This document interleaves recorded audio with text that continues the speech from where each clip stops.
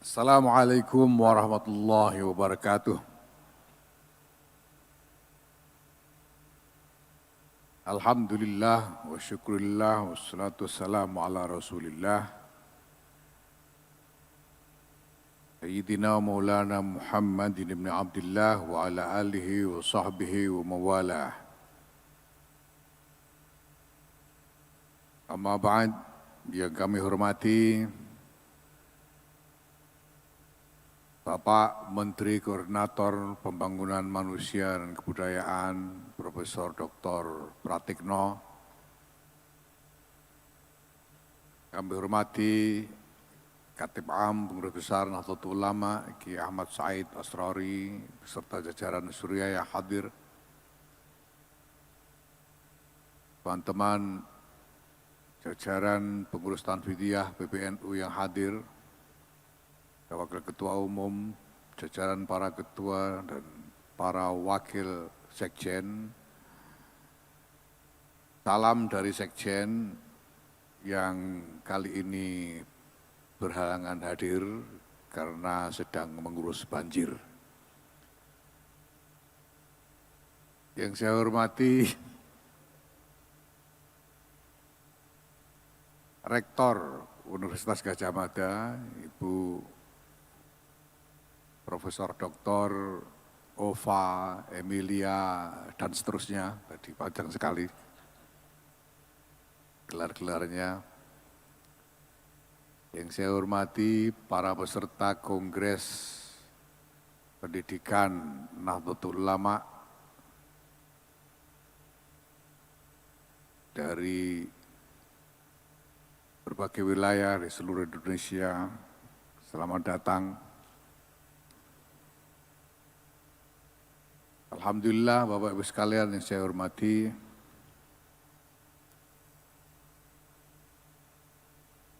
hari lahir Nahdlatul Ulama yang ke-102 menurut kalender Hijriah atau ke-99 menurut kalender nasional atau kalender Gregorian oleh Pengurus Besar Nahdlatul Ulama dicanangkan sebagai penanda dari implementasi yang lebih intensif, lebih deliberate bagi berbagai macam desain governing system yang telah diselesaikan oleh Pengurus Besar Nahdlatul Ulama selama hampir 3 tahun ini dan telah mulai dijalankan berbagai macam exercise untuk pelaksanaan desain-desain itu sampai dengan ditemukannya suatu model yang dianggap cukup bisa diandalkan untuk diterapkan secara menyeluruh, secara nasional. Karena setelah hampir 3 tahun ini, alhamdulillah, Pengurus Besar Nahdlatul Ulama dengan strategi bertahap yang telah dijalankan secara sungguh-sungguh, secara disiplin dan dengan kerja keras yang luar biasa dari semua teman-teman jajaran Pengurus Besar Nahdlatul Ulama, kami telah menyelesaikan tahap-tahap awal dari upaya kita untuk membangun governing system bagi keseluruhan khidmah Nahdiyah yang menjadi tanggung jawab dari Jamaiyah Nahdlatul Ulama ini, dari seluruh jajaran kepengurusan Nahdlatul Ulama ini. Ini saatnya kita akan mulai dengan implementasi yang menyeluruh secara nasional atas berbagai macam desain governing system yang selama ini sudah berhasil kita bangun dan kita temukan model strategi untuk implementasinya. Alhamdulillah. Itulah sebabnya maka dalam rangkaian kegiatan-kegiatan untuk peringatan Harlah tahun ini, Pengurus Besar Nahdlatul Ulama menggelar 2 kongres, yaitu Kongres Pendidikan yang kita mulai hari ini sampai insya Allah besok. Dan yang kedua adalah Kongres Keluarga Maslahat yang akan kita selenggarakan tanggal 31 Januari dan 1 Februari yang akan datang insya Allah. Kenapa 2 tema besar ini yang dipilih? Karena Nahdlatul Ulama ini didirikan sebagai perluasan dan upaya meningkatkan kapasitas dari khidmah pesantren beserta jaringannya.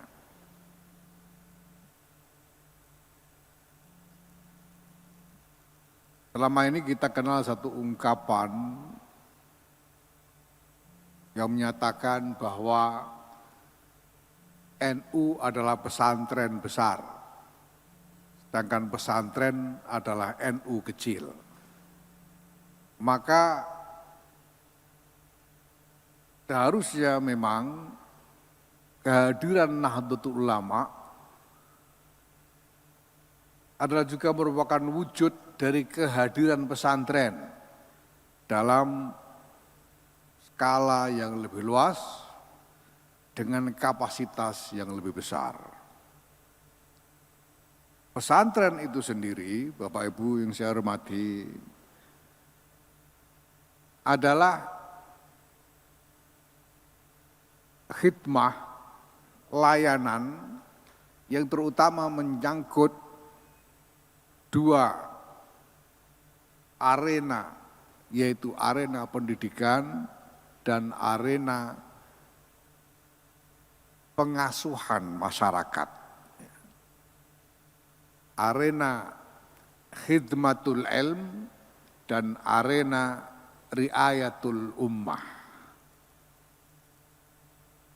Maka 2 arena besar ini adalah menjadi juga arena utama dari pergulatan Nahdlatul Ulama dalam mengembangkan khidmahnya. Kegiatan-kegiatan yang lain, ikhtiar-ikhtiar yang lain yang di luar 2 arena utama itu adalah kegiatan-kegiatan penyangga, kegiatan-kegiatan pendukung yang manfaatnya diharapkan dapat mendukung atau memberikan tambahan kapasitas bagi pelaksanaan khidmah di 2 arena besar ini. Kemarin ketika Pak Pratikno ini menjabat sebagai Menteri Sekretaris Negara di dalam pemerintahan yang lalu, kemudian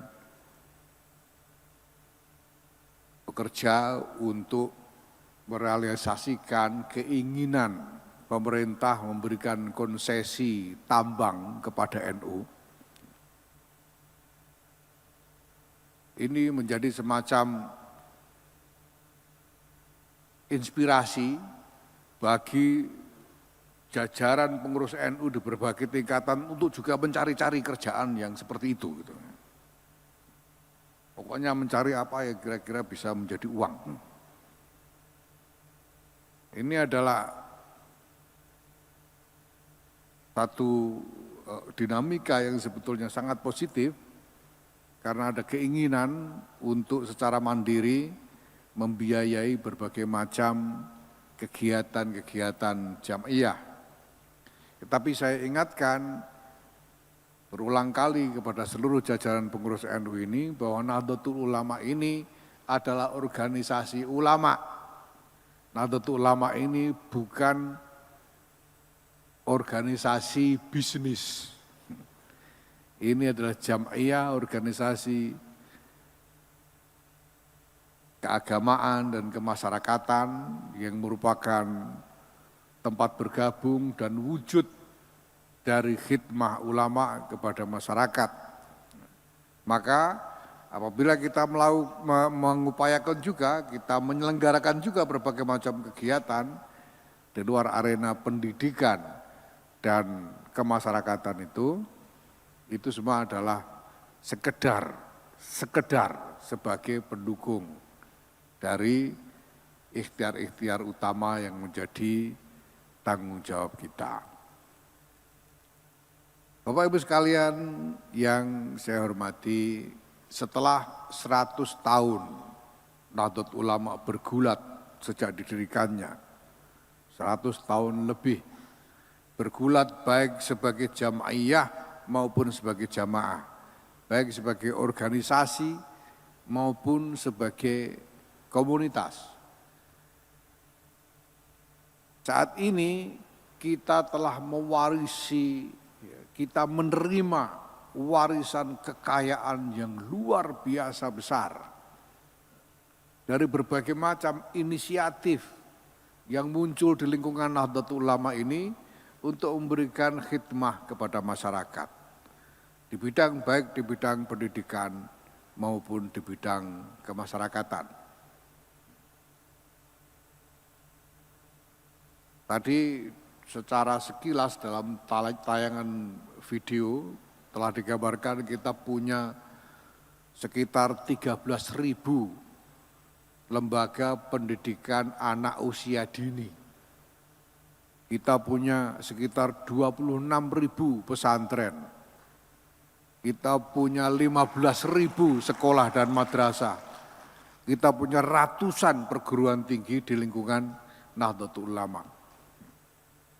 Tapi harus kita sadari, kita akui, dan kita pahami realitas bahwa semua inisiatif yang luar biasa besar, baik dari segi jumlah maupun skalanya, ini adalah inisiatif-inisiatif yang masing-masing muncul dan tumbuh secara independen. Merupakan inisiatif-inisiatif yang lahir dari semangat berkhidmah yang begitu saja dilaksanakan tanpa menunggu apapun. Sehingga nature dari setiap khidmah yang ada itu sebetulnya adalah khidmah-khidmah perorangan atau khidmah-khidmah kelompok-kelompok yang terpisah satu sama lain. Dan sekarang sudah menjadi begitu banyak jumlahnya. Ketika ibu-ibu muslimat menyelenggarakan pendidikan anak usia dini, Raudhatul Atfal dan lain sebagainya, mereka itu tidak nunggu komando dari pengurus muslimat, tidak nunggu apalagi komando dari pengurus NU. Mereka melihat ada banyak anak berkeliaran, mereka bikin PAUD gitu saja. Ketika orang-orang di lingkungan Nahdlatul Ulama jamaah mendirikan sekolah-sekolah, mereka juga tidak menunggu siapa-siapa. Ketika mereka melihat kebutuhan adanya lembaga pendidikan, mereka dirikan begitu saja dengan inisiatif individual di kalangan mereka sendiri. Bahkan kadang-kadang betul-betul perorangan atau seseorang yang mengajak sekelompok kecil teman-temannya untuk membuat inisiatif-inisiatif. Dan Masya Allah, semua inisiatif yang mereka buat sendiri secara individual dan independen, beli tanah sendiri, jungkir balik untuk nyari biaya membangun infrastruktur sendiri, mencari-cari tenaga pendidik ataupun tenaga lain yang dibutuhkan mereka cari sendiri. Kadang-kadang banyak di antaranya yang melibatkan diri secara pro bono tanpa bayaran. Hari ini kita masih temukan di antara 13.000 Rodotul Atfal itu atau PAUD di lingkungan NU ini yang guru-gurunya tidak dibayar atau dibayar dengan sangat ya sekedar pantas-pantasan gitu saja. Ada PAUD-PAUD misalnya yang gurunya itu hanya digaji, diberi honor sebulan hanya 150.000. Ya mungkin tidak cukup bahkan untuk mengganti transport. Kenapa harus diberi ya supaya pantas gitu. Kenapa? Karena ini semua lahir dari semangat khidmah, semangat untuk bertabarruk kepada jamiah yang didirikan oleh para guru-guru besar kita, kiai-kiai besar kita. Jadi Masya Allah, tidak minta kepada organisasi, enggak nanya dan tidak pernah mengeluh kepada organisasi, tapi semuanya dengan sepenuh hati menisbatkan khidmahnya itu kepada Nahdlatul Ulama. Ini Masya Allah.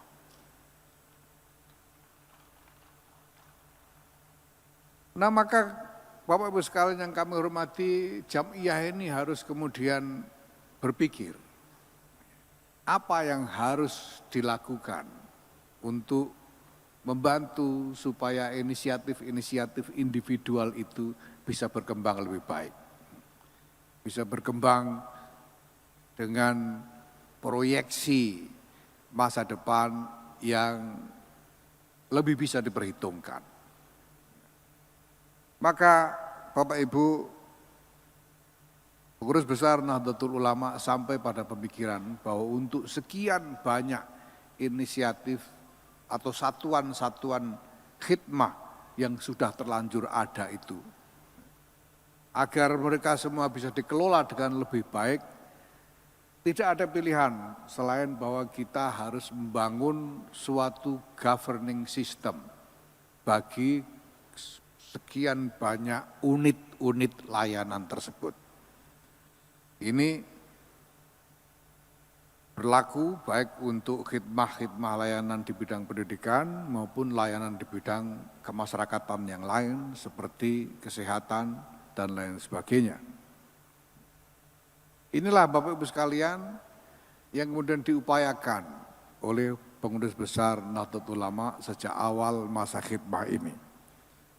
Berusaha membangun desain-desain governing system untuk berbagai jaringan unit-unit layanan yang sudah ada di lingkungan Nahdlatul Ulama.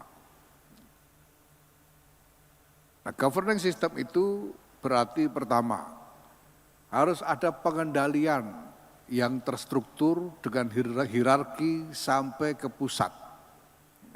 Supaya semuanya bisa dimonitor, dievaluasi, diadvokasi, dan seterusnya, sehingga setiap unit yang ada ini mendapat peluang, mendapat kesempatan untuk berkembang lebih baik dengan dukungan keseluruhan sistem.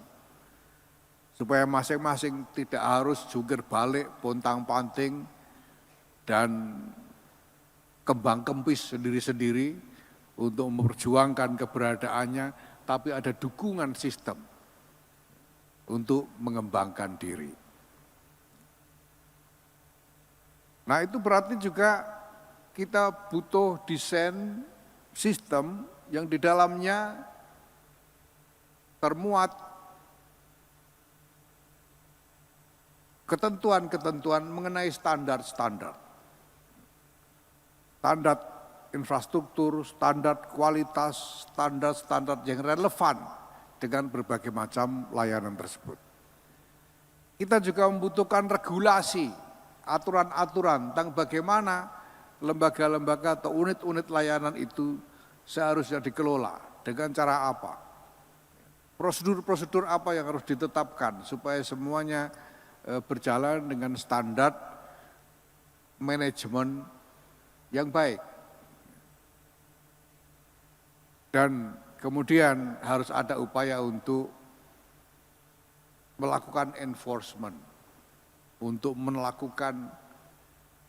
menegakkan disiplin di dalam pelaksanaan ketentuan-ketentuan sistem tersebut.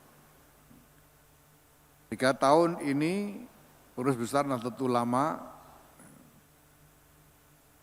telah bekerja sangat keras untuk membangun desain-desain governing system tersebut, dan alhamdulillah kita sudah selesaikan sekaligus dengan model implementasi, model strategi implementasinya.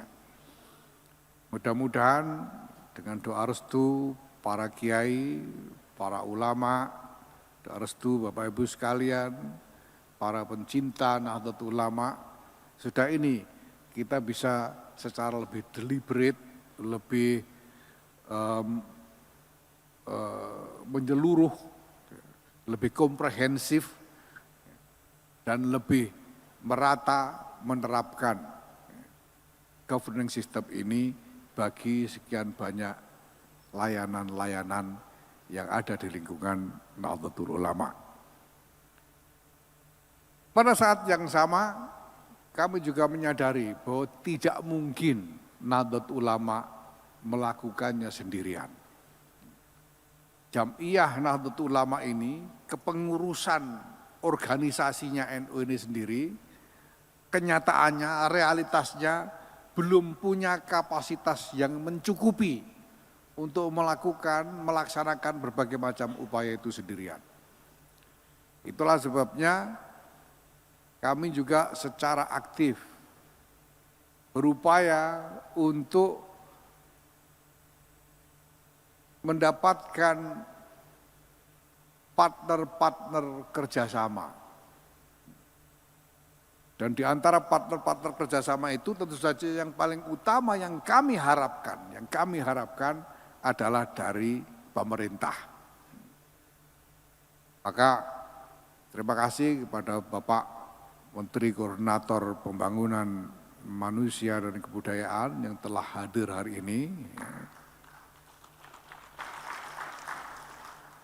Saya yakin sudah ini yang hadir di NU bukan cuma orangnya, tapi dan lain-lainnya juga, insya Allah. Karena kami memang butuh itu. Karena kami ini, NU ini berurusan dengan, menurut statistik, yang paling akhir dilakukan oleh Alfara 2024 kemarin, kami berurusan dengan 57,6% dari populasi Indonesia. Itu berarti 57,6% dari sekitar 285 juta orang. Maka tidak mungkin satu organisasi non pemerintah seperti NU mampu melakukan tugas untuk berurusan dengan sekian banyak orang ini sendirian tanpa dukungan dari pemerintah.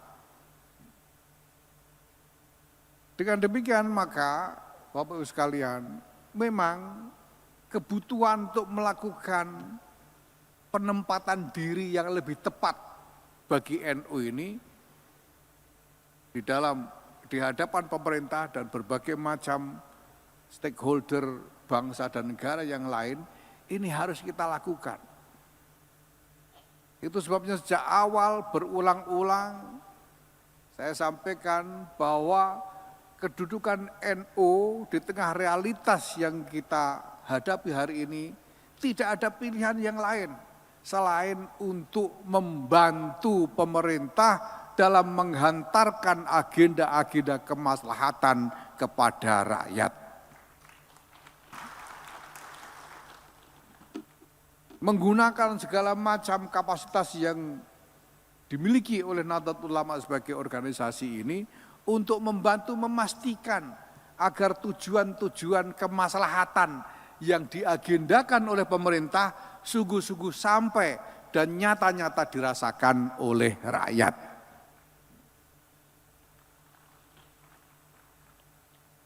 Nah itu punya konsekuensi pertama bahwa sebagaimana sering saya sampaikan NU tidak boleh menjadi pihak di dalam kompetisi politik. Bahwa NU ketika melakukan artikulasi publik tidak boleh menjadi artikulasi yang bisa dimaknai sebagai positioning politik di dalam isu apapun. Apabila NU melakukan artikulasi publik, itu harus dimaksudkan sebagai edukasi, sebagai pembelajaran publik untuk memberikan penerangan mengenai seluk-beluk nature realitas isu, realitas masalah yang terkait dengan isu-isu tersebut. Karena NU tidak boleh menjadi pihak dalam kompetisi. Ini berarti juga Bapak Ibu sekalian yang kami hormati bahwa NU harus membuka diri dengan kerjasama ya, yang seluas-luasnya dengan berbagai pihak yang relevan dengan khidmah Nahdlatul Ulama ini. Alhamdulillah kami telah berhasil membuat kesepakatan kerjasama dengan hampir semua kementerian dalam kabinet yang ada, kabinet Indonesia Maju dan kabinet Merah Putih ini, dan terus masih kita agendakan pembicaraan-pembicaraan dengan kementerian-kementerian yang lain maupun badan-badan negara yang lain. Karena tidak ada cara. Saya sempat sampaikan kepada pemerintah, para pejabat pemerintah bahwa kalau NU ini tidak bekerja dalam skema kerjasama dengan pemerintah, itu nanti ujungnya NU jadi kurang kerjaan.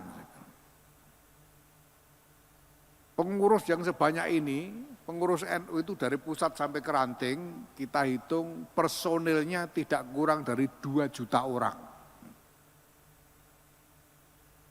Tidak mungkin NU sendiri membuat kegiatan yang dibiayai sendiri untuk 2 juta orang, itu tidak mungkin. Yang mungkin hanya apabila ada kerjasama dengan pemerintah. Maka ini adalah pilihan yang terelakkan, yang tidak terelakkan bahwa NU memang harus bekerja sama dengan pemerintah. Kalau enggak, ini pengurus NU akan jadi kurang kerjaan, dan orang kurang kerjaan itu biasanya ngawur. Kalau sekarang kita lihat ada orang ngawur-ngawur itu pasti karena kurang kerjaan.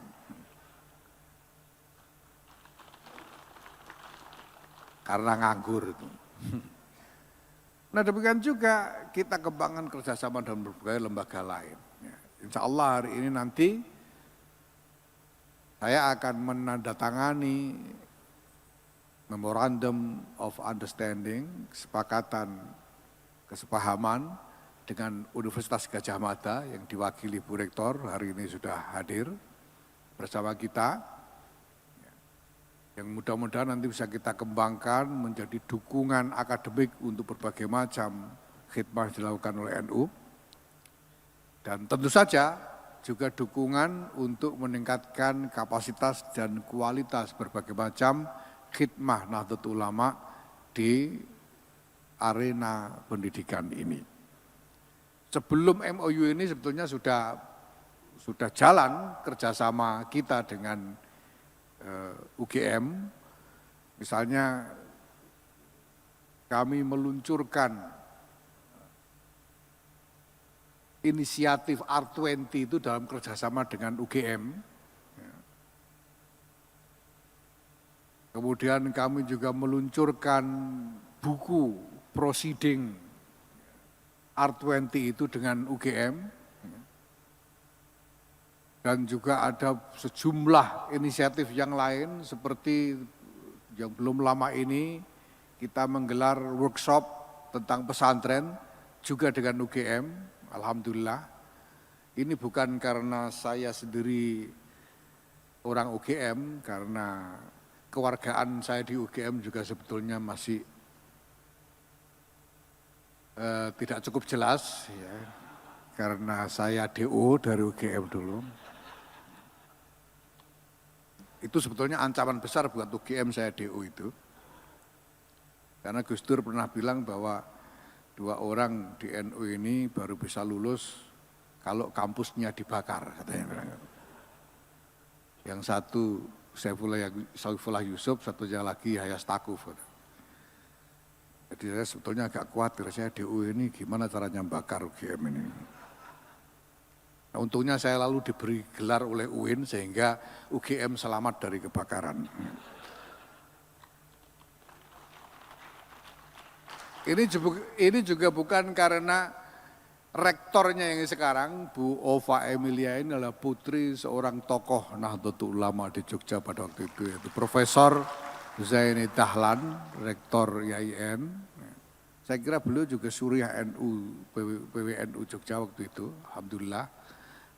Tapi bukan karena itu kita menggalang kerjasama dengan UGM, tapi karena kita memang butuh mengembangkan jaringan kerja seperti ini untuk meningkatkan kapasitas dari khidmah Nahdlatul Ulama itu sendiri. Mudah-mudahan semua inisiatif ini akan sungguh-sungguh membawa manfaat ke depan dan membawa silsilah barokah, sanad barokah dari para muassis Nahdlatul Ulama. Saya sampaikan berkali-kali bahwa kita harus meniatkan segala pergulatan yang kita lakukan hari ini sebagai lanjutan dari barokah para muassis. Karena kalau potongan orang-orang yang ada ini saya kira sangat meragukan kalau ini sudah barokai, itu sudah meragukan. Pak Khalil Mahafis ini kelihatannya tidak barokai ini. Tapi kalau melanjutkan sanad barokah dari muassis, maka yang dilakukan itu mudah-mudahan juga menjadi barokah dengan membawa barokah dari para muassis Nahdlatul Ulama. Terima kasih dan saya mohon kepada Pak Menko untuk nanti memberikan arahan dan memberitahu kepada kami apa saja yang bisa didatangkan dari Kementerian Koordinator Pembangunan Manusia dan Kebudayaan ini. Dan insya Allah nanti setelah ini kita juga akan melakukan penandatanganan nota kesepahaman antara Pengurus Besar Nahdlatul Ulama dengan Universitas Gadjah Mada. Wallahul muwaffiq ila aqwamit thoriq. Wassalamualaikum warahmatullahi wabarakatuh. Waalaikumsalam warahmatullahi wabarakatuh.